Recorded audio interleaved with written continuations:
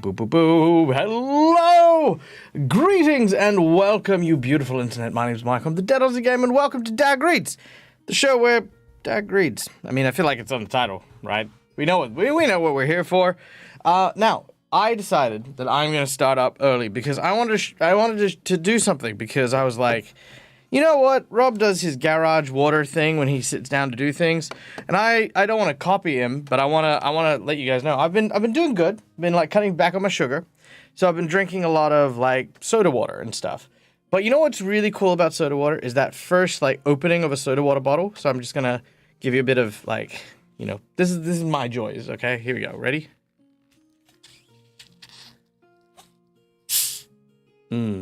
That's it. That's all you need.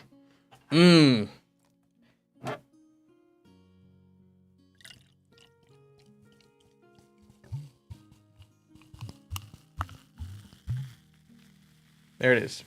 Nice. Yeah, that's it. It's just nice. Yes, it's rank garage water. How are you all doing? I hope you are all doing well. We have gathered here yet again on this beautiful Sunday to read more from the annals of the Chronicles of Rowan of Rin. We have the final book that we are now making our way through, and I'm super excited because it doesn't involve some sort of horrible, you know, like kind of world-ending catastrophe. They've just got to survive the winter, and I think that is super awesome, you know. So, yeah. Cheers, by the way. Hey, Creative Garden, good to see you.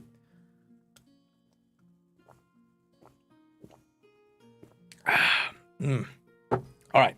So, before we begin, guys, we've got a couple of announcements to make. Firstly, in case you didn't know, we are fundraising for DAG to go to Gen Con later on this year. It is a slow burn donation type thing. I'm not, you know, I'm pushing it, but I'm not pushing it, if that makes sense, you know. So if anyone wants to know where my money is going for the next, you know, $3,500, it's going to getting me to Gen Con, at least paying for my flight. So, you know, there you go.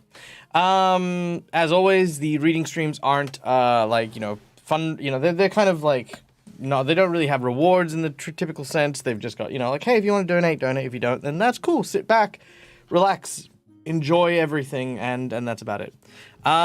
Next week, we won't be doing a DAG Reads because, and this will excite some of you, we will be doing a City of Mist one-shot game.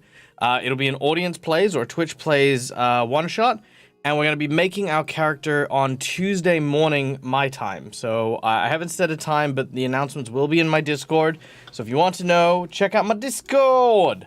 The reason we're doing this is, for those of you who don't know, there is a Kickstarter currently going for the latest book of the Kickstarter, and the latest book of the City of Mist series called Local Legends. You know what? Let me give you guys the Kickstarter here real quick. And I kind of want to do a game to celebrate. You know, like that's just basically it. I want to do it, so we're gonna do it. For those of you who don't know what City of Mist is a noir sort of superhero game where you take on the role of people who have been blessed or cursed, depending on your point of view, with powers gained from fairy tales, legends, and mythology. There we go. Let's just paste that there. Kabooey! There it is. And yeah, Local Legends is now out and about for, you know, like I think it's kind of like more of like the friendly neighborhood legends, as opposed to like, you know, the big, you know, kind of world changing ones. So yeah, City of Mist is a great show, and we last before we did the DAG Reads, we actually were doing a short series of the City of Mist stuff, which I think is still on my Dead Aussie Game Live YouTube up there. So yeah, Tuesday we're going to be making a character, and then next Sunday we'll be doing the one shot, and then, you know, promoting the game. Now, again, we're going to be, well, we're not fundraising, but we are fundraising because while I have already backed it for myself, for those people who want to see more City of Mist on my channel, there is a reward here that I looked at. I was like, okay, this would be really cool. But I'm like, because, you know, like I'm just, And that is the complete City of Mist edition, which gives us the books and stuff like that. But it's like $300 US, and I am just not about to spend that in a go. But if you guys want me to run more City of Mist stuff, and you want me to, you know, kind of like do all that sort of stuff, let me know. I'll do a fundraiser, and we'll see if we can hit that goal before their Kickstarter's done. If you don't want to do it, then you know, it's fine. Let me know that too, because, you know, ultimately my channel is made of stuff for you guys to enjoy. And if you guys don't enjoy it, then, you know, yeah. Enjoy both reading and City of Mist. Yeah, and there's nothing to say that I wouldn't do both, you know? Like, I wouldn't do some City of Mist and some reading. So yeah, there it is. If I seem out of breath, that is because I'm currently exercising, which is tiring. I'm getting ready for Utah, again, on a diet. Have my waters instead of my sugars, and doing fitness stuff. I'm feeling good, though. I'm feeling really good. But how's your week been? What have you been up to? Have you enjoyed all the stuff that's been happening? Hope so. I hope so. Do I have any other announcements? Yeah, I got a couple, actually. So next week, we have on... Let me see my schedule here. We have a couple things on. Here we go. We have on the 26th, which is next Sunday, we have a My Hero Academia game that'll be on in the morning, so that'll be a lot of fun. And Dragon Kitchen on the 28th, which is going to feature none other than DM Dave from Careful Cantrip and a dear friend of mine from Legend of Evantris. If you've heard of Legend of Evantris, well, I mean, obviously you've heard of Careful Cantrip, but let's give him a quick shout out there as well. Careful Cantrip, boom. Legend of Evantris. Boom, there they are. Yeah, go check out these guys, because, yeah, they're wonderful performers, and they're going to be gathering up in the Dragon Kitchen to face off mano a mano for superiority. Wink. There's a wink in there, but I won't tell you why. What else is there? What else is there? No, that's it. That's it. I've got 2 big special events, and Bob's your uncle. We're squared. All right then. Let's do some reading, shall we? I think so. All right.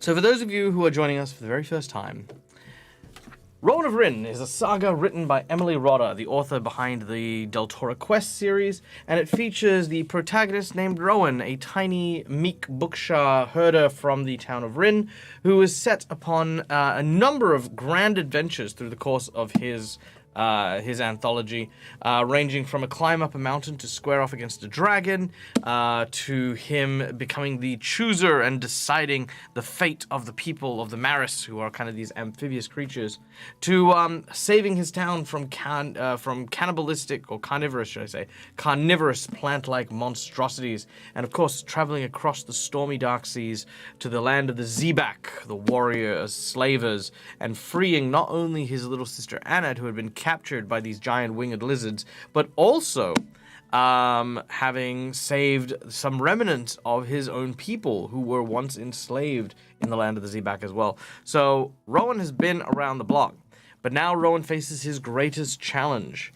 Winter has gone far, far, far too long. History tells of a great winter, and now Rowan and a small few others are remaining in the village to try and keep the Bukshah alive for as long as possible, but at the same time, it is uncertain if those who remain will survive their ordeal. And that's where we are in the book. Now, as always, Rowan has gone to see Sheba in order to gain some pearls of wisdom about how to survive the oncoming winter. And as always, Rowan has been given a riddle, which reads as follows. The beasts are wiser than we know, and where they lead 4 souls must go, 1 to weep and 1 to fight, 1 to dream and 1 for flight. 4 must make their sacrifice in the realm twixt fire and ice. The hunger will not be denied. The hunger must be satisfied, and in that blasts of fiery breath, the quest unites both life and death. So there you go. That is Sheba's warning.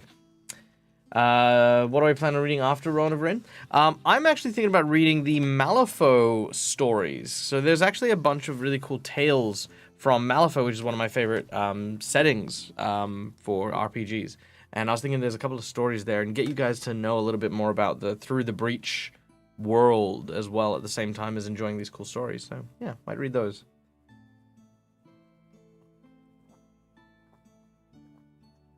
Have I read the Belgarid? I'm not a big reader. I will let you know. I don't know.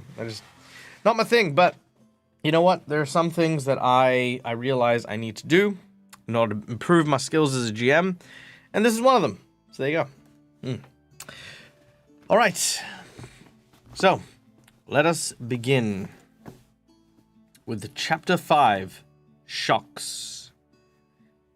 Now, when last we left, Rowan had a dream about being up in the mountain and about facing off death high in the mountains with the people whom he recognized as Norris, Sharan, and Old Lan. These people are the ones who had been climbed to the top of the mountain, and apparently some bad stuff happened. But, you know, we'll move on from there. Bad dream is bad dream. Okay. The shocks. I'm gonna move my drink away from the microphone so you don't hear the bubbles. Okay. Rowan pounded down the stairs. He pulled on his boots and coat, which had been left drying by the glowing embers of the fire, and hurtled out into the night. He heard John, Gilla, and Anad stirring and calling out, and he shouted back to them but did not stop. There was no time. He was sure that the voice he had heard was Sharan's, and Sharan would not have screamed unless there was some dire need. The mist was white, like a blanket in front of his eyes. Arms outstretched before him, he felt his way to the garden gate and stumbled blindly onward. For a few long moments there was an utter silence, then from somewhere ahead, a crash. Sharan's voice desperately crying for help, and another voice high-pitched and gabbling. He could now see a flickering light, a flame wavering faintly through the mist. He began to run recklessly. Other people had awoken now. Rowan could hear voices raised in question and alarm, and the sounds of doors and windows opening. But he knew that he was closer to the trouble than anyone else. He could not understand a word of the frenzied gabbling that still mingled with Sharan's cries, but its high-pitched tone was only all too familiar, and the sight of the wavering flame gave him a grim warning of what is to be found. Sure enough, when he reached the house of books, the door was gaping wide, and a light and shadow had leapt from within. Sharan, her fragile figure unmistakable even in the dimness, was struggling with a dark figure at the back of the room, and somewhere there was fire. Shouting, Rowan flung himself through the doorway and nearly tripped over a body lying motionless on the floor. He staggered back. Flames threw dancing lights on the unconscious face. It was Norris. Norris and Sharan, by the way, are the people who Rowan had rescued from the land of the Zebak. Also, hi, Seaguard. His head was pressed against the base of a tall shelf of books, his eyes closed and his brow wet with blood. A flaming torch lay beside his hand, as if he had dropped it when he fell. The floorboards beneath the torch were now smoking, and some of the books in the shelves were already alight, flames licking greedily upwards, fanned by the draught from the door. Rowan snatched up the torch and held it high. He could see Sharan clearly, and he could see the struggling man she was clinging to with all of her strength. It was Neil the Potter. His face pale and twisted with rage as he fought to free himself. Rowan took a step forward. "No!" Sharan screamed. "The fire, Rowan! Put out the—" And with a piercing squeal of rage, Neil made a final violent effort and threw her aside and sprang at Rowan. Rowan caught a glimpse of his frenzied face, eyes wild and teeth bared, lips flecked with foam, and then Neil was upon him, wresting him to the ground, trying to tear the torch from his hand. "Let go!" Neil snarled. "Give it to me! The silks must burn! I must burn them all and save us all!" "No!" Rowan panted, clutching the torch as Neil's strong finger tried to break his grip. He knew he wouldn't be able to hold on much longer. He twisted his head around until he could see the door, and made his eyes widened as if he was surprised and also relieved. "John!" he shouted. "Help me!" Neil's attention faltered, and his grip loosened as he too looked towards the door. Only for an instant, but it was enough, as Rowan tore his arm free and hurled the torch through the open doorway into the snow. Neil gave a high wail and sprang after it, his head spinning. Rowan staggered to his feet and kicked the door closed. He tore off his coat and began to use it to beat the fire in the bookshelves. Many books were smoldering now. Small, hungry flames were running like insects along the rows. The room was full of smoke. "Sharon, get out!" he shouted. Receiving no reply, he glanced around fearfully. Through a thick veil of smoke, he saw to his amazement that Sharon was standing on the table at the end of the room. She had her back to him and was rapidly taking down the silks, rolling them up and piling them into wooden boxes. Rowan called again, but Sharon did not turn. She was so intent on her task that he doubted she could even hear him. The smoke was growing thicker and thicker by the moment. As he watched, she began to cough and choke. "Sharon!" he bellowed. The door crashed open behind him. He whirled around, terrified that Neil had returned. Then a wave of relief flooded through him as he saw, wreathed in the mist that mingled with smoke, the shocked faces of John, Gilla, and Broden. John, of the Strong Orchid, and Rowan's stepfather. Gilla, his mother, and Brondon, the furniture maker, and also one of the first heroes who climbed with Rowan up the mountain to face the dragon. With a crowd of others closely behind them, John was holding the glowing lantern. "It was Neil," Rowan gasped. "He tried to burn the silks. He has run away, out there." His face darkened with anger. John turned and disappeared into the mist, and Brondon ran after him. The others began calling for blankets and water, leaving them to see the fire and to Norris. Rowan wound his scarf around his mouth and plunged back into the thick parts of the smoke and to the back room. He found Sharon a few steps from the table. The box of silks was still clutched in her arms, but overcome by the smoke at last, she had fallen to her knees. Rowan pulled her to her feet and began to drag her towards the door. "I could not sleep," Sharon choked, the words bursting from her in coughing, sobbing gasps. "I feared for the silks. So at last, Norris and I, we came to take them, and we saw her light, and it was Neil. We were just in time. He was about to... Norris, he took the flame, and they fought, but Neil pushed him and he fell and hit his head." "Be still now, Sharon. Norris is safe," Rowan soothed at her, "and the silks are now safe also." But a cold hand closed on his heart as they plunged at last into the swirling chill outside, where he saw Norris wrapped in a blanket, leaning heavily on Alan's shoulders. Norris's eyes were glazed, and he was sweating with pain as he tried to stand on a leg that would clearly not support him. He had suffered more than a blow to the head. His leg was injured when he fell. He would not be leaving with the village in the morning, or with the others. He could not possibly make the journey to the coast, and Sharon would never leave her brother. Nothing was more certain. This still did not mean the dream that Rowan had had was prophecy, he told himself in a daze. As Sharon broke away from him and stumbled to Norris' side. Surely not. He became aware that the Bukshah were now bellowing. They'd been disturbed by the shouting and the smell of fire, no doubt, or perhaps Neil had run towards them and startled them. In their present restless state, this could be disastrous. Rowan knew that they could break down the fence again and bolt, if nothing was done to calm them. Pushing his way through the crowd, he began to walk swiftly towards the Bukshah fields. And to his relief, the strange mist had thinned so he could see the familiar way well enough without a light. As he walked, he thought, and the more he thought, the more he was convinced that this was simply a coincidence. Nora and Sharon would be staying in the village. Surely this was a coincidence. Those hooded cloaks we were wearing in my dream. Why were they old Rin warrior cloaks made of Bukshah skin, he told himself. There are no cloaks like that in Rin anymore. And besides, in the dream, Norris said that Sheba had gone to the coast. And that will certainly not happen. Sheba told me so herself. Sheba, of course, for you who haven't been here before, is the local witch. And the journey that they're talking about is, because of a harsh winter, the villagers are now heading to the coast. But with Norris's leg injured, him and his sister will not leave. All right. The Bukshah was still calling. Star, Rowan's favorite Bukshah, Star's distinctively low bellow, louder than the rest. Rowan quickened his pace. He was almost running at this point by the time he had reached the gate. Beside the gate was the shed where the herd's winter feed was stored. He threw open the shed door and plunged into the sweet-smelling darkness inside and grabbed half a bale of hay from the edge of the sadly small stack that still remained on the floor. He knew that a little food would calm the great animals more quickly than anything. Heaving the bale after him, he let himself into the field and called softly. The bellowing ceased, but the Bukshah did not come.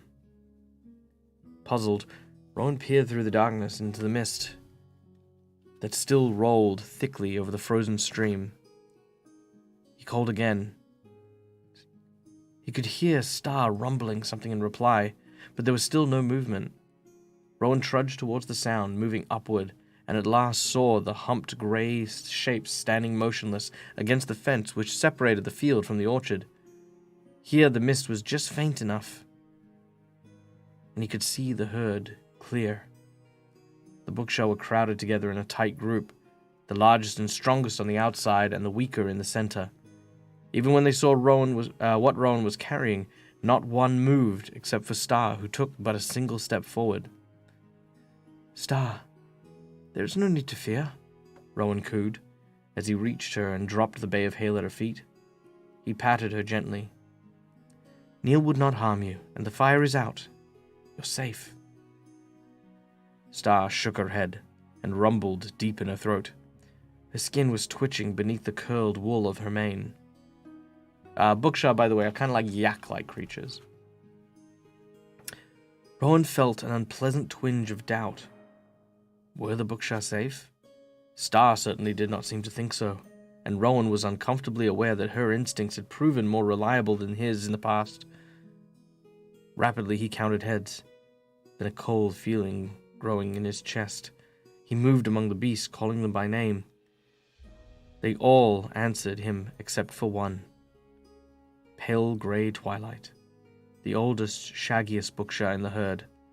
Land's favorite was missing, and there could only be one reason for that. Fighting despair, Rowan bent to tear the bale apart so that the herd could share it. I'm sorry, Star, he said. I'm sorry about Twilight. I did not realize she was so weak. In the morning I will find her. For now... Rowan, is that you? Rowan jumped. It was John's voice, sounding oddly strained, coming from the direction of the orchard. Rowan peered over the fence, and he saw the dim glow of a lantern. Yes, John, he shouted. Rowan, come here!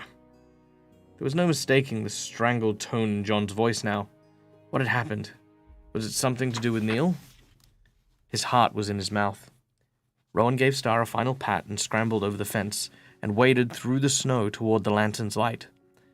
He found John waiting for him among the first of the half-buried trees. The big man looked distracted, but his eyes widened in shock as Rowan appeared from the darkness. Rowan! He gasped. Where is your coat? You must be frozen! Only then did Rowan realize that he had left his coat on the floor in the house of books. He had walked to the Bukshah field with no protection other than his woolen jacket, and he had not even noticed. He and John gaped at one another for a long moment. Then John shook his head violently as if to clear it. This is all part of the same thing, he muttered to himself, abruptly beckoning towards Rowan. Quick, come and see, he ordered. See what I have found when I was searching for Neil. He turned and strode off through the trees. Wondering, Rowan followed. His stomach began to churn as he realized John was making for Sheba's hut. At the edge of the orchard, John stopped and held up his lantern. Ahead, there was a clear space that lay before Sheba's door, but it was not as it had been when Rowan had seen it last. No flickering light shone from this small hut. There was no smell of bitter smoke, no sound of chanting. and a broad, black path led from the door, curving across trampled snow and away to the hills beyond. What is it? Rowan stared. Without a word, John led him back to the path. As he stepped upon it, Rowan could feel the heat rising from the ground, even through his thick, wet boots. He took a few steps and with wonder saw the steam rising where he trod. "The path goes right through the hills," said John, his usually calm voice taut with excitement. "I followed it until I was sure. It meets the stream, then continues towards the coast." Rowan stared, unable to take it in. He swallowed painfully. "But Sheba told me." "Nothing but the truth," John broke in. "In her own spiteful, deceiving way, she told you exactly what she planned. She said she would show us, and she is showing us. She said she would not be leaving the village with us, and she will not, because she has already gone. She is leading us." He gripped Rowan's arm. "Do you not see, Rowan? This is what the heat spell was intended to do. Sheba was going to blaze a path through the snow all the way to the coast." But the word seems to stick to Rowan's throat. He was choking with mingling astonishment, relief, and fear. "But Sheba can barely walk, John. Even if she could melt the snow, how could she—" "She is not walking, but riding," said John. He held his lantern low so that the light flooded to the black ground, and there, unmistakably, were heavy tracks of a huge clawed beast. The tracks of Unos, the Gracht, which is the large lizard creature from the land of the Zebak that was domestic. And that is the end of this chapter. Real quick, I see a Detective Tato and a Duke of Doom. Welcome, boys. It's the Starfinder crew, all here together. How you guys doing?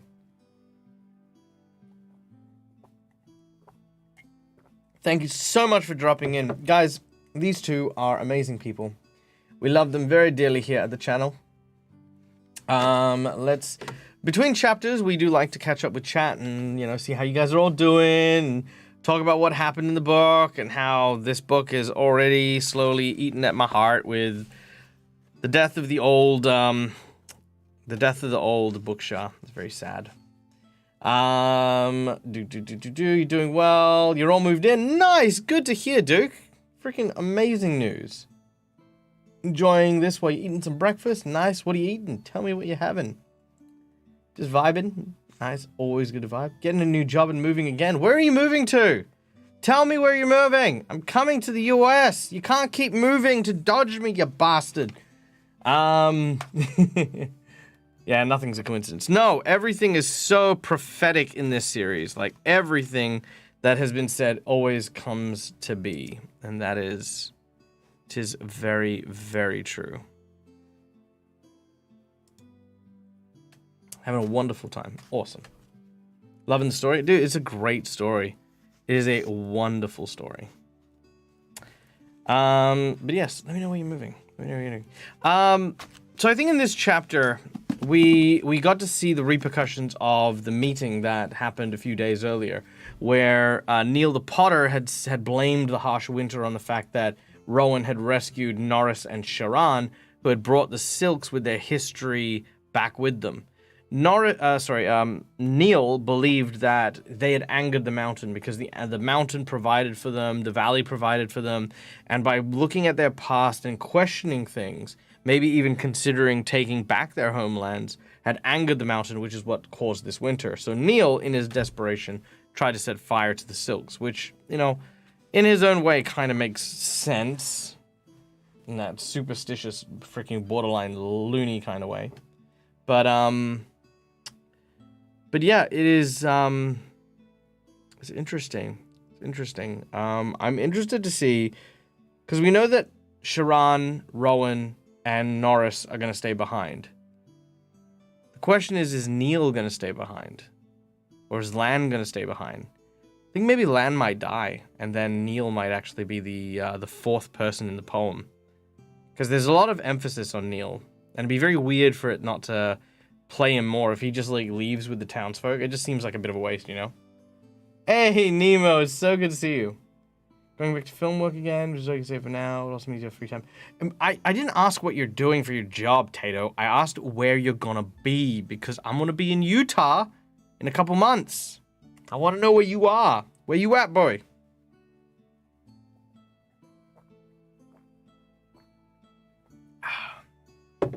Let me know where you at, because I love your face. I want to give you a hug.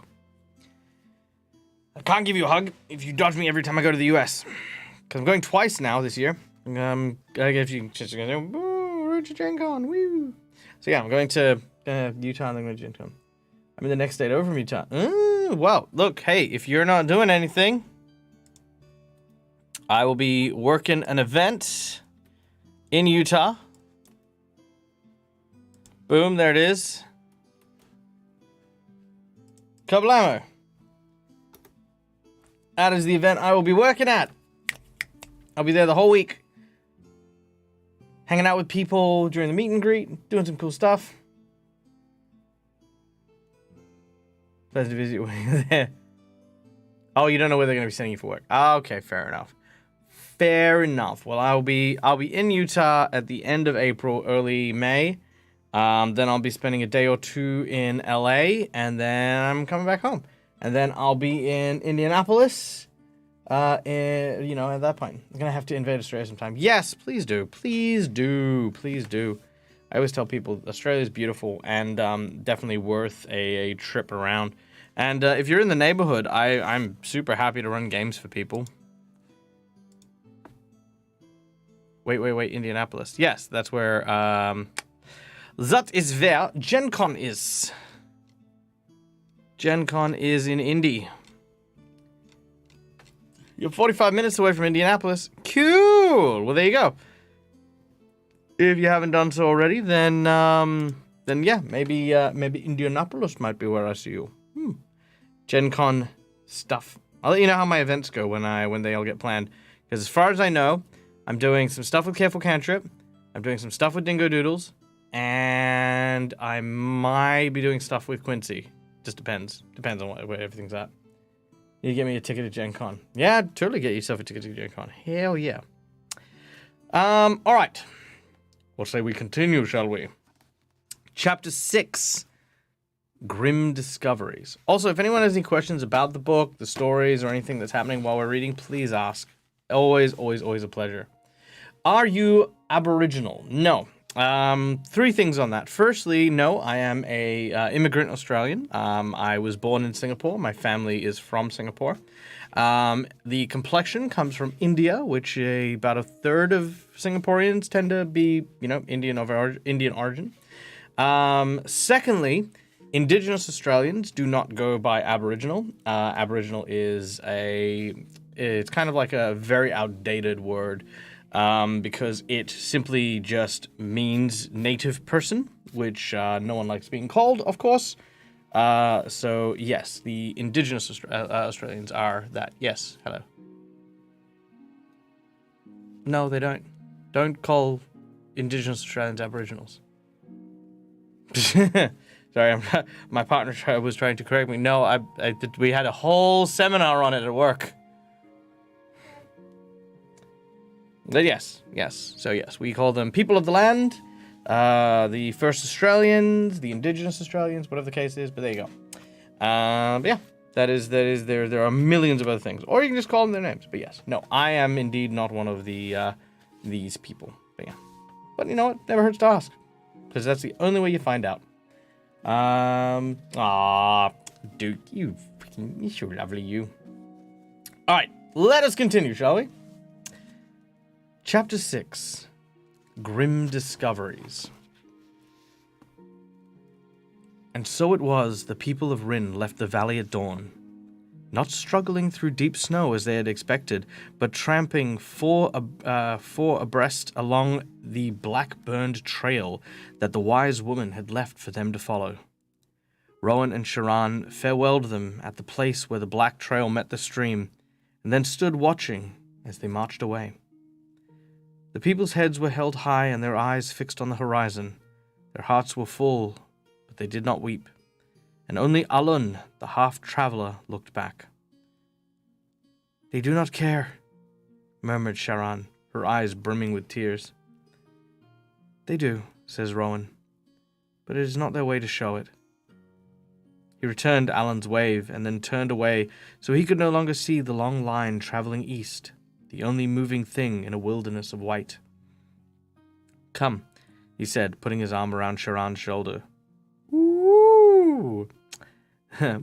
We must get back to the others. Norris will be wondering where you are." Sharan bit her lip. No, he won't, she said in a low voice. "He's very angry because I would not leave him. He says my weakness shames us both. But except for our grandfather, Norris is my only companion from the land of the Zebak. I could not abandon him.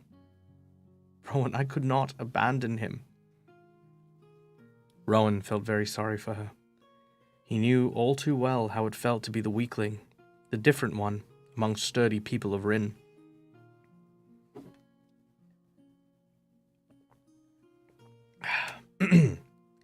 "You are not weak, Sharan," he said, as they walked back towards the village.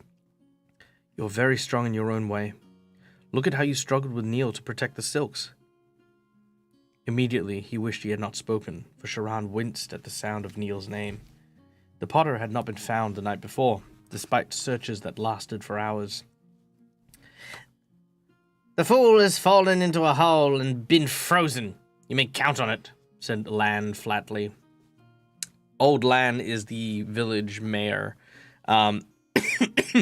She fought the Zebak back in the rebellion, but has been kind of like enjoying her position of authority as the makeshift leader of Rin. But in her old age, she is unable to travel with the others.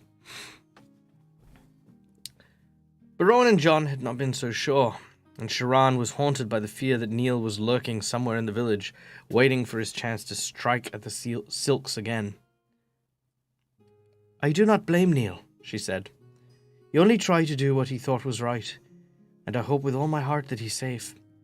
But if only he could be found, then we could talk to him, maybe explain to him." "Hello. You alright? Just coming up here to clean?" Oi. Just gonna... Oi. Grr. Cat time. Yep. Pay attention to me. I'm reading. This is not a two-person exercise. Okay, I'm just gonna move my book over here now then. Is that okay?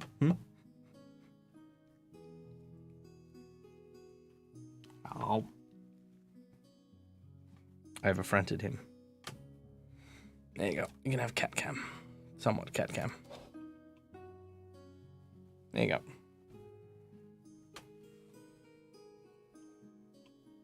There you go. Kitty cam. Meow. Yeah, pretty much.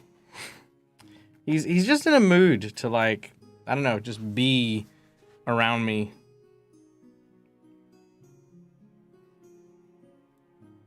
Okay. Well, he is there bathing. Rowan glanced at her. He hoped she would not repeat the forgiving words in front of Lan. The old warrior would greet them with a withering contempt.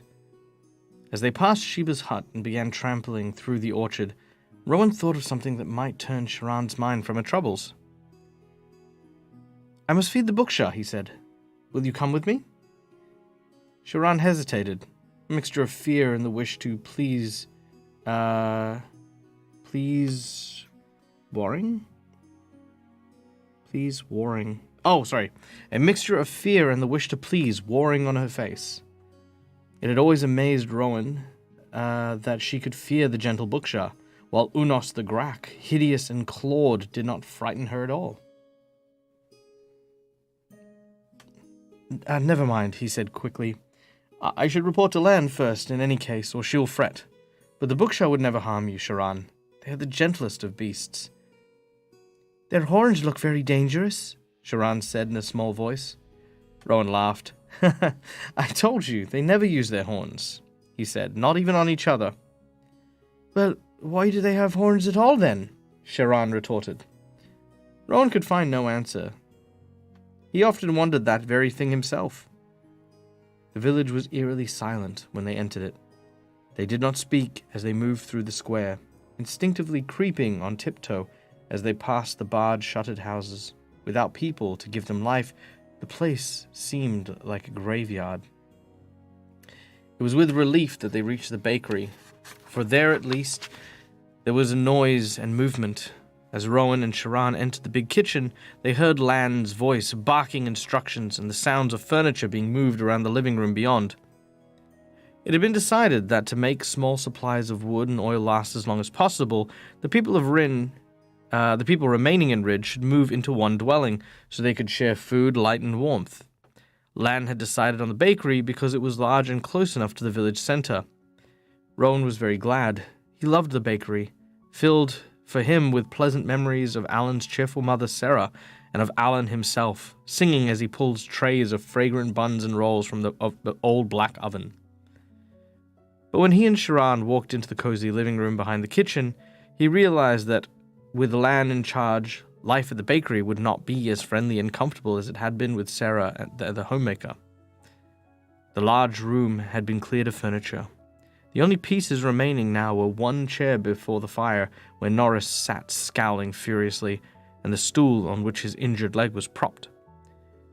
Rugs brought from the bedchambers upstairs overlapped one another over the floors to exclude the draft. Draft?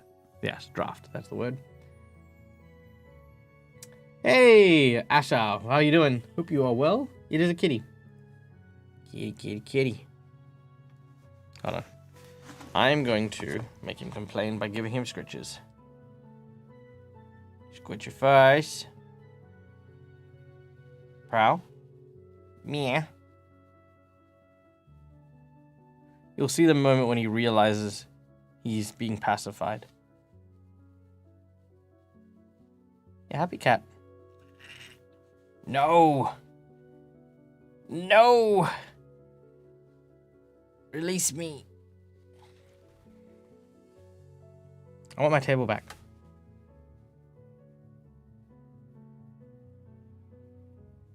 No. He does melt. He's a squishy. Alright, well, I guess this is a cat stream for the day. He's just sitting here. Just... Yep. Go away, Mum, we're working, apparently.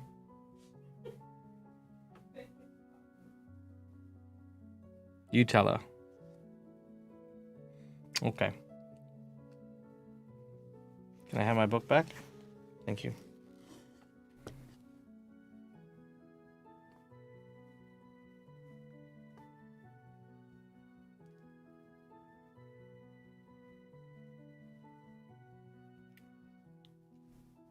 Grr.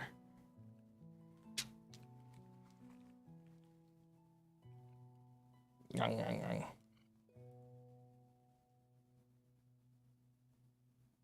Grr. Okay, yeah, I just need to add cat to the tag. I'm gonna keep reading. You're very distracting. Okay.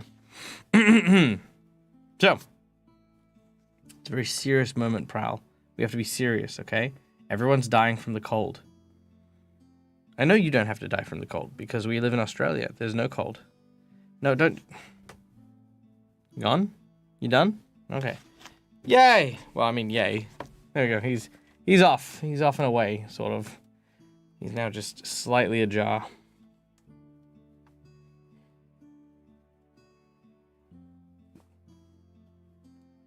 Oh, and now he's...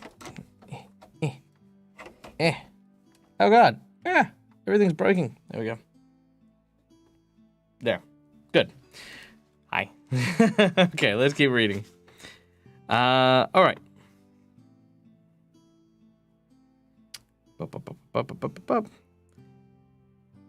Rugs from the bedchambers upstairs overlapped one another on the floor to exclude drafts.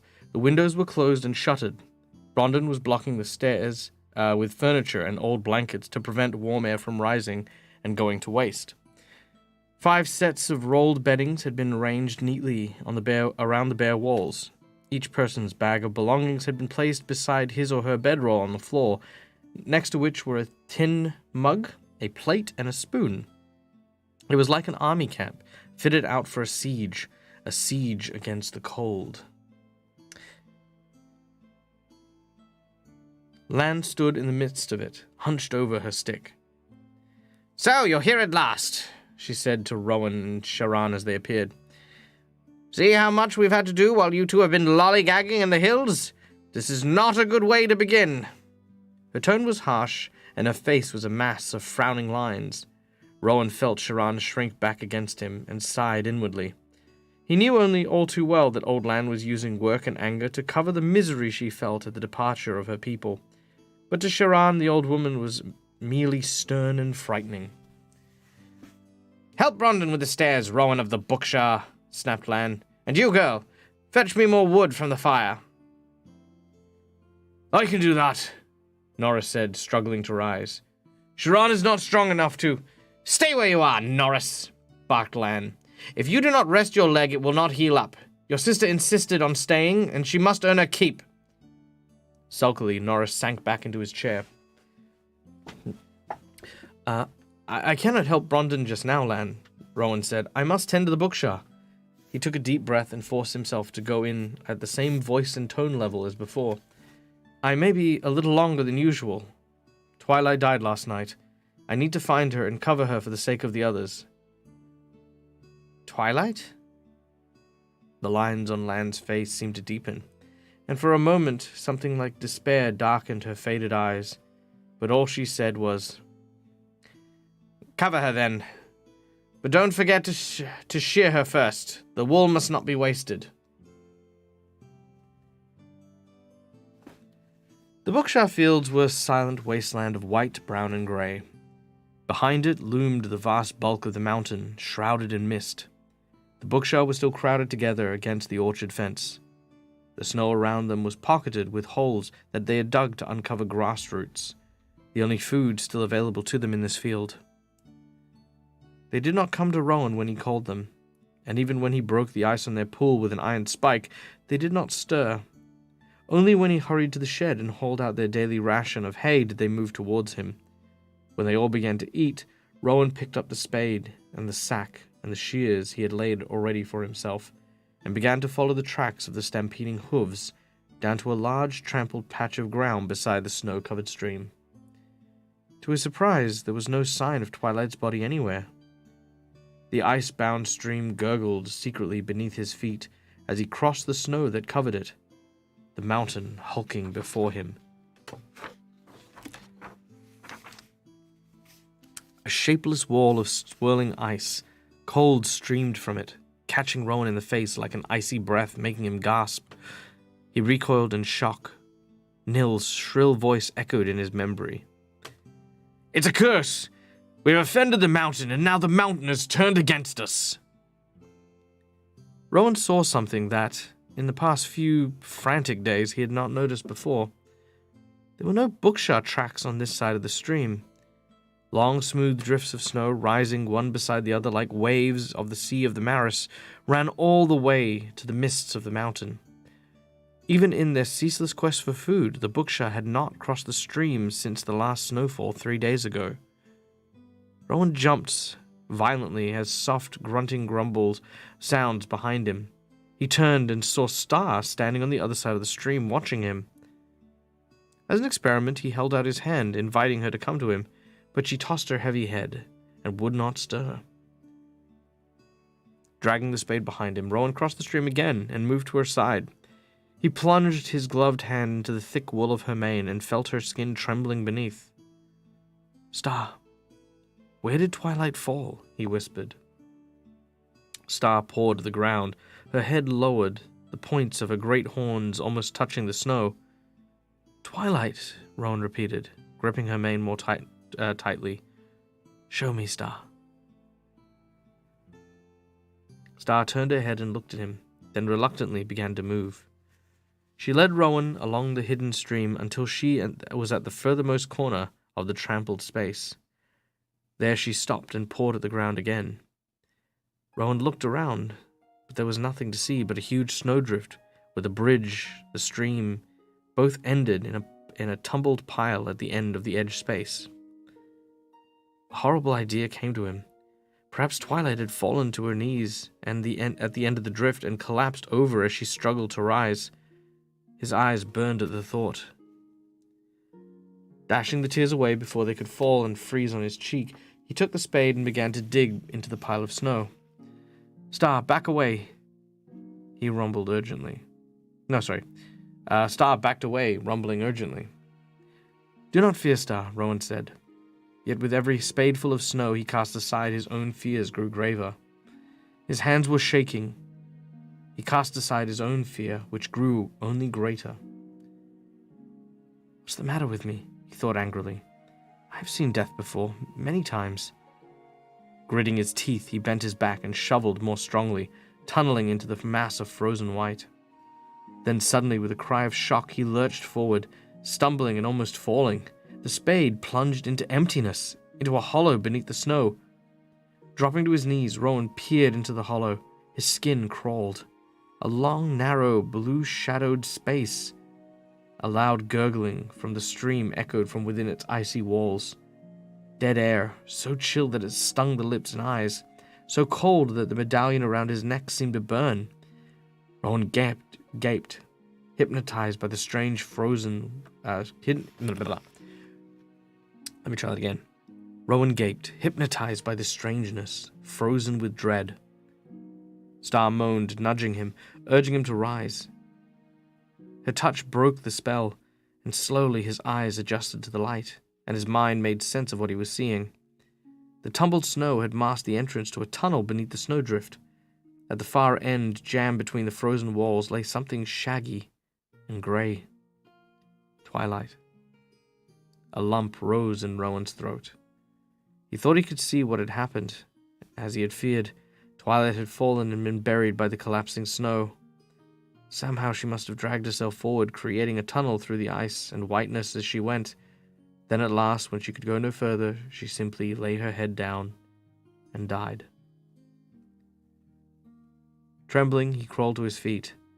The thought of uncovering Twilight's pathetic remains and taking the wool filled him with revulsion. The thought of breaking into the ice, blue shadowy tomb filled him with dread. He knew he could not do it. He snatched up the spade and with a few strokes closed the mouth of the tunnel and sealed it once more. Star nudged his arm roughly, anxious to be gone. Rowan took hold of her mane again and led him away. Beneath her thick coat, her skin still twitched. The beasts are wiser than we know. Rowan's fingers tightened in the soft wool as a terrible knowledge pierced his mind like a shard of ice. Star loved him, but she no longer trusted him to make decisions for her. She knew that the cold was coming from the mountain. She had known it for days. She knew that all Rowan's care and comfort she could only lead to a slower way for the herd to die. As if she sensed Rowan's despair, the great Bukshah stopped and lifted her head to look at him. She held his gaze, with her small black eyes searching his, as Rowan stared back helplessly. And at last Star looked away again, plodding onwards. The rest of this day passed like a dream, a strange, almost silent dream. The only sound was Brondon hammering doggedly, sealing one cottage after another against the weather. Rowan said nothing of his discovery in the Bukshah field. He did not wish to speak of Twilight's strange and horrible death. Neither was he ready to speak of his terror when he felt the icy breath of the mountain upon his face. If he told the others that the terrible cold that gripped this land was flowing from the mountain, he would sound as hysterical and as superstitious as Neil. He spent the rest of the morning doing Land's bidding, carrying food, fuel, and other needs to the bakery, searching vainly for misplaced lanterns, which Land insisted had been newly filled with oil and could not be spared. In the afternoon, after a meager meal of bread and cheese, he worked in the Bukshah fields, checking the fences, breaking the ice on the pool again, while the herd watched listlessly. As the light dimmed and the air grew colder than ever before, Rowan worked on. His colder than ever before, Rowan worked on. There we go. Got it. He kept his eyes lowered so that he would not have to look at the mountain, but every nerve in his body was aware of it, looming above him, breathing cold, breathing death. By the time the dragon on the mountain's peak roared at dusk, his hands were so numb he could no longer hold his tools. Mist was thickening at the base of the mountain, sealing across the snowdrifts towards the stream. He knew he had to seek shelter. He knew he had to seek the shelter of the bakery, and quickly, but he did not want to leave the Bukshah huddled together by the orchard fence. He dreaded what night would bring. And that is the end of chapter 6. Pretty rough go Rowan's having.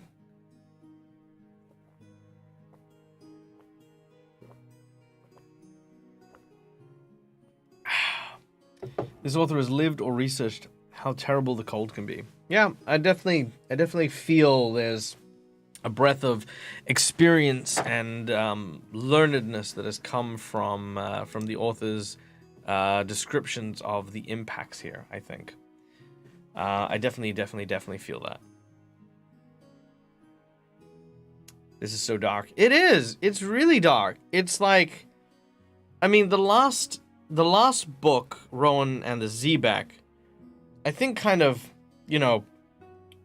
put us in that mindscape where in the previous books, nothing bad happened, right? Rowan of Rin, no one really died. Like, lots of people got injured and kind of had to run away, but no one died. Second book, same thing. No one really died. There was, like, ancient people who died, but no one really died. And then the third book, in the Maris place, again, same thing. Guy got his hand bitten by piranhas and stuff like that, but no one really died. In the Zebek one, we had our first death. We had someone who actually perished. We got to experience that. And in this book, we're watching a different type of death. Like, just kind of like, it's almost like this slow cloying of life that is just ebbing out of our heroes in this book. And, and I was saying this when we first started reading it, and, it was made clear that the winter was the enemy. When you're playing D&D and you're playing role-playing games, if you've got a bad guy, you can go and slap that bad guy. You kind of feel some sort of sense of catharsis surrounding, having an... hello. I thought he was going to fall. He didn't. He's fine. Meh. No, you can't climb up. You can't. No. I love you, but you can't. Anyway, yes. But there is nothing you can do against the elements. There is nothing you can do against the cold. There is no revenge you can take against the environment. And I think there's something that's really unique and special when you create a challenge that is an environmental challenge. It is a force, not a bad guy that you are up against. Like a meteor, or a volcano, or a tsunami, or a harsh winter, Playing D&D games with this as, like, the main theme, just feels so good. Like, it's such a good thing. Has anyone ever succeeded saying no to a cat? No. The environment is man's oldest enemy. Yeah, it is. Humans have had the environment to face off up until the point where they started creating houses and then started changing the environment to suit their own needs. All right. Chapter 7, The Night Terrors.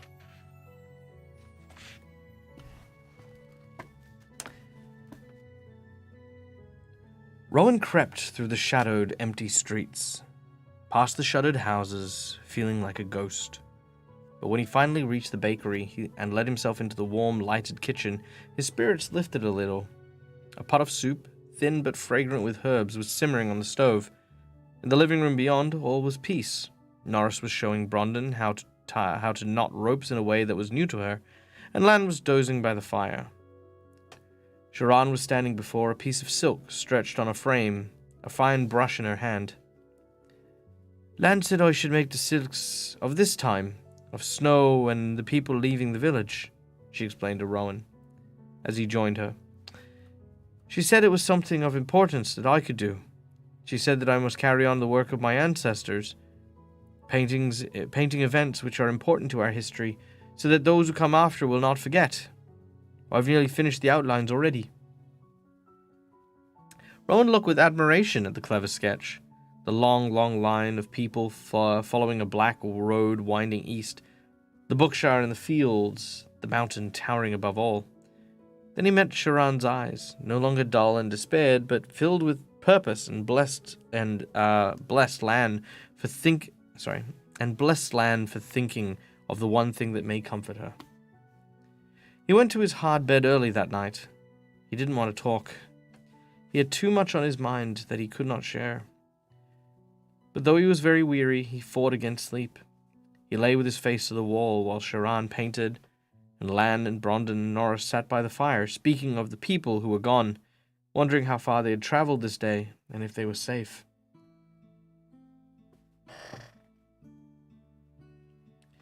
Slowly, the voices grew dim, until they were a soft buzzing somewhere at the edge of consciousness.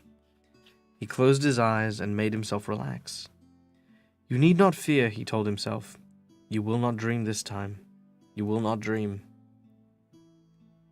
Rowan opened his eyes. He was in a cave. Mist swirled in darkness beyond the narrow, ragged triangle of the cave's mouth. Beside him, 3 figures wrapped in heavy cloaks huddled by a tiny fire. The flickering red light showed their faces only dimly, but Rowan saw enough to know who they were: Norris, Sharan, and himself. The 3 paid no attention to him. He knew that they could not see him. This time he knew at once he was dreaming. "This fire will keep us safe," Sharan whispered. Surely it will." "It should," Norris said gruffly, "but the night is long." Rowan watched his mirror image glance at the girl. His eyes were dark with fear. The box of silks was on her lap. She was clutching it tightly, so tightly that her fingers were white. "Let us look at some of the silks," the Rowan figure suggested gently. "Let us think of the old times. It may take our minds off the present and remind us of why we're here." Norris snorted and turned away, but the girl nodded gratefully. She opened the box, revealing the familiar rolls of silk. She dug deep and pulled one out at random, then stood up and let it unroll. The Rowan figure caught his breath. As Norris spun around, the girl looked down and saw what the picture was, and exclaimed in dismay, "Oh, for what ill fortune! I did not mean to—" Her voice trailed away as a trembling hand began to roll the painting back up, but Rowan had seen enough to make his hair rise on the back of his neck.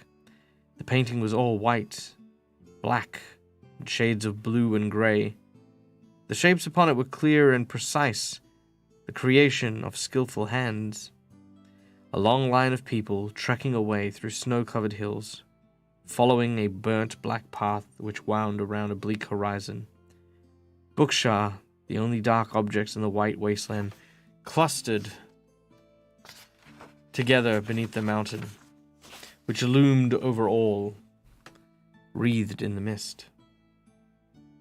And wreathing from the mist in their hundreds, in their thousands, were huge white snake-like creatures with no eyes.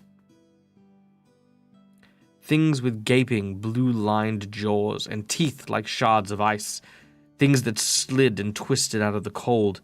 Things that tunneled through the snow, seeking. Something suddenly gripped Rowan's arm, and he jerked in shock and tried to shake it off. He tried to scream, but all he could manage was a strangled groan. "Rowan!" The voice was loud within his ear. It was Brondon, harshly whispering, "Wake! You're thrashing around—" Sorry, no, that's wrong. Let me try again. "Rowan!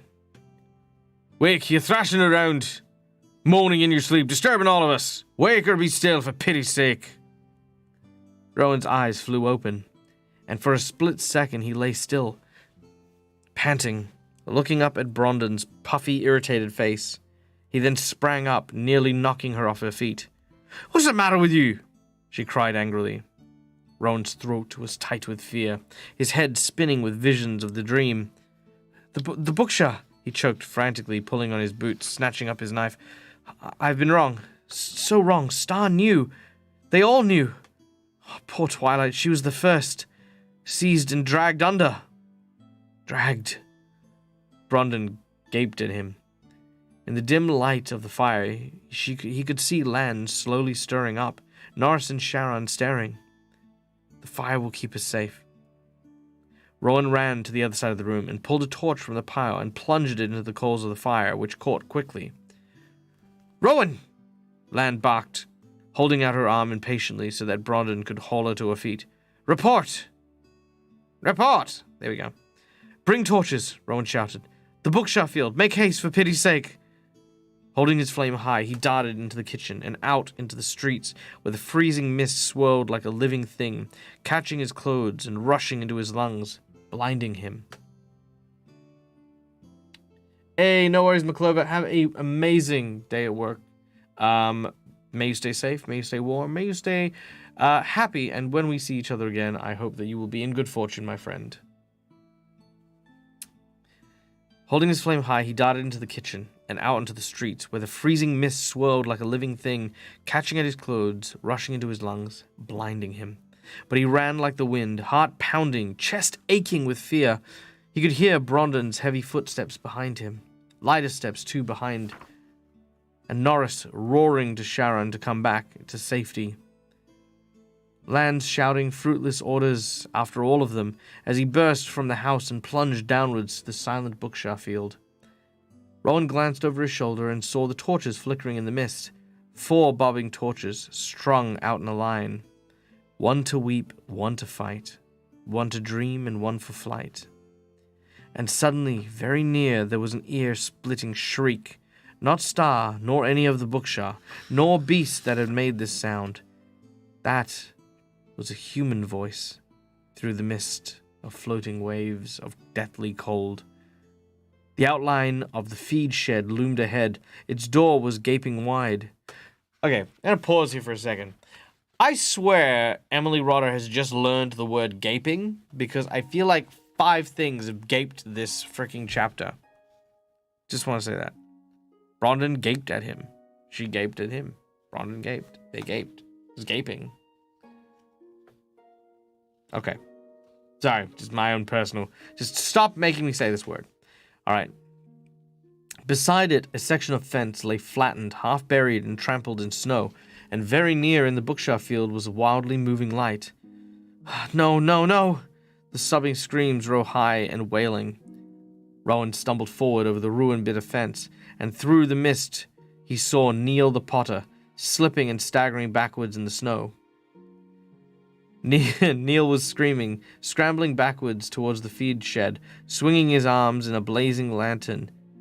Swinging a blazing lantern in great arcs in front of his body.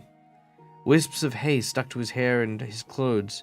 The mists were swirling around him, above him, making writhing white shapes in the lantern light. His eyes wide and staring, his twisted face turned upwards, a gleaming mask of terror.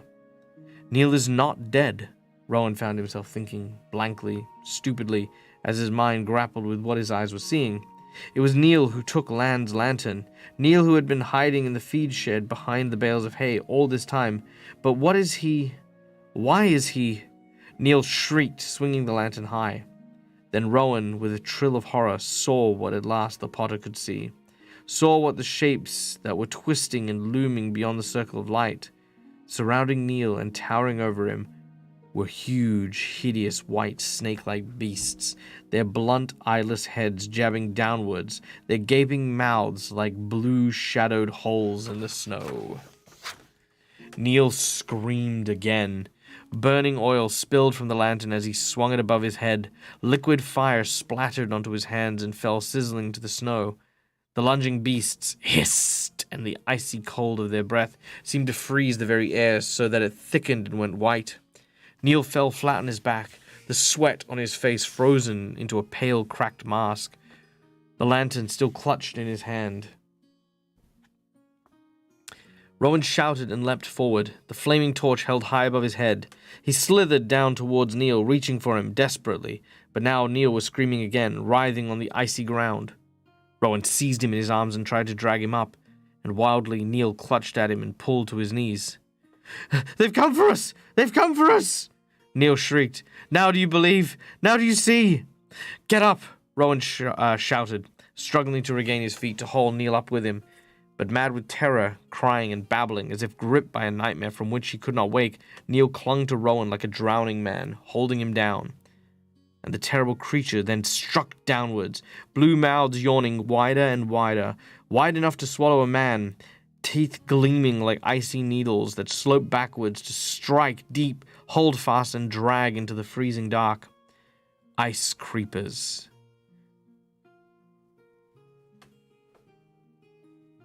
The creatures hissed, and the sound was like knives cutting through fresh snow, and the freezing breath gusted from their open mouths. "No!" screamed Neil. He threw his lantern wildly. It flew uselessly sideways and smashed into the wall of the shed, flames leaping upwards.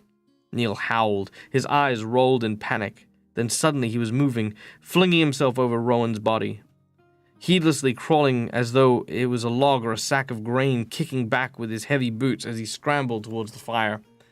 The ice creepers turned their blunt, blind foreheads, following the movement, and Rowan crawled to his feet, one arm wrapped around his aching ribs. He then saw only a white blur as one of the creatures struck down, and Neil was plucked, shrieking into the air. In seconds, the beast had squirmed backwards into the mist. There was soft ground of sliding snow, and Neil was gone. Gone to the icy darkness. The creepers that remained turned back to Rowan. Frantically, he swept the torch from side to side, backing away, forcing himself to go, feeling his way down the treacherous, slippery ground. The beast lunged and hissed, their breath cutting at him like cold knives. Rowan's limbs seemed to freeze. He staggered, the flame wavering. Through the roar behind his ear, Sharan screaming, Brondon cursing, calling his name. Sharan and Brondon had reached the fence. They had seen. "Stay back!" He heard himself shouting hoarsely. "Get away!" But already there were heavy steps behind him, and the sounds of panting and sobbing. Rowan felt someone grabbing his arm. He caught a glimpse of Brondon's wide-eyed face as she thrust him roughly behind her. Brondon was shielding him with her own body. Brondon was now facing the beasts, flaming torch held high, her sword gleaming in her other hand, and Sharan, sobbing and shaking, was beside him, her frail arms around him to support him. Her own torch lifted so the flame was beside his. "Back!" shouted Brondon. "Back!" She took a giant step backwards, and Rowan and Sharan stumbled back behind her, but the ice creepers were following, their jaws gaping, and their heads striking down, down, down. And that is the end of chapter 7. Kid stories. Aussies are funny. Yep. Turf Aussies. Made of tough stuff. Yeah, this is a young adult book. So yeah, this is it.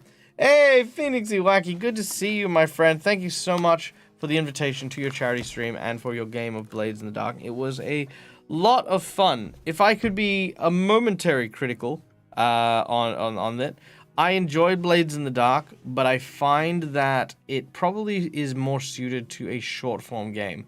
I think I would go really well with a 1 or 2 hour session, but I think it's very hard to keep the action flowing without just abruptly ending. So if you don't have to worry about abruptly ending, I think Blades in the Dark would be really cool. But yeah, for my first game of Blades in the Dark, it was an absolute riot. Had an amazing time. What do I think of Neil from my other games when I read about this character? Just as irrational, I guess. I think. Yeah. Generally speaking. Yeah, no, it was, I think he got what was coming to him. I mean, he tried to burn down a library and, you know. He is a jerk. Yeah, thank you so much for joining us. Yeah, no, it was good. It was a lot of fun. It was a lot of fun. Now, I am fiercely tired, so I think I'm going to end a little bit early today so that I can be fresh as a daisy for tomorrow morning's game. So you guys, thank you for joining us. Hey, Wizard Lizard. Yeah, he seems like a jerk. He is a jerk. He was a jerk. He is a jerk. Was a jerk? Was a jerk. Definitely was a jerk. So yes, we're gonna go raid off today. But before we do, guys, remember next week is a big old week for the Dead Aussie Gamer. So Monday we're back with our Patreon game for Curse of the Crimson Throne, followed on Tuesday by a character building session for City of Mist, which we'll be running on this time slot next week to celebrate the new Kickstarter that's gone out. Which, of course, if you'd like to. Guys, please feel free to sign up for the Kickstarter. I don't know if I've still got it. Let's see. There we go. Boom, there it is. If you are still interested, hey Hester, mwah, thank you so much for the 100 bits, and Phoenix, thank you for the sub, as well as Myth for gifting Sasha the sub there as well, and Seagard for their sub. Yay, all the subs. Look at you guys, you bloody beautiful, bloody legends. All right, yeah, so City of Mist next week. Then on Sunday next week, Sunday morning, we're going to be doing My Hero Academia game, which is going to be very fun. And then on Tuesday the following week, we're going to be doing Dragon Kitchen. All the cool things. So if you don't know what I'm up to, guys, please consider following my Discord or just check out my Linktree stuff. Look at that, all the stuff. Whoa. There's the Discord. There's the Facebook. There's the YouTube. There's the Twitter. There's all the things. Follow any of them and you get all the notifications on all the stuff that happens. But guys, for now, however, let us go see. Been dying for the My Hero Academia game. Oh my god, I cannot wait to show you what I've got. I can't wait to show you the characters. I can't wait for you to see the cast in action. We've done a session 0. I've got a really kick-ass bad guy I've got going. Kitchen, yeah, I've got Dragon Kitchen coming up. So Dragon Kitchen, hold on, let me give you guys the, because I got the ad for that one. Boosh, here it is. Wham, there it is. Boom, there it is. Dragon Kitchen. If you don't know what Dragon Kitchen is, we once a month I do an Iron Chef meets Dungeons and Dragons game where we pit 2 D&D characters into a kitchen to cook fantasy food. And this session, we're welcoming Mace from The Legend of Evantris, and of course, the one, the only DM Dave from Careful Cantrip. And yeah, we can't wait for you to see those guys. Guys, yeah, seriously, go check out all this stuff. It is amazing. Dave in the USA gear, yeah. I was actually very surprised I could make USA Dave in Hero Forge. That was my big moment. So yeah, check those things out. Mwah, they're gonna be amazing. It's gonna be such an amazing week. All right, let's go raid. Who's up? Who's awake? Who's doing things? Guys, who's doing things? Raid channel. GM Workshop. We haven't raided GM Workshop in a while. He is currently doing his Twitch tales, so let's go love on him. Guys, my name's Michael, Delta Gamer. This is my place. This is my face. You can find it here a number of times per week. I'll be back in like at 7 a.m. So that's like half an hour, 8.5 hours. 8.5 hours. That's where you can find me in 8.5 hours. Till then, stay safe, stay wonderful, and as always, from me to you, game hard or die trying. Good night, folks.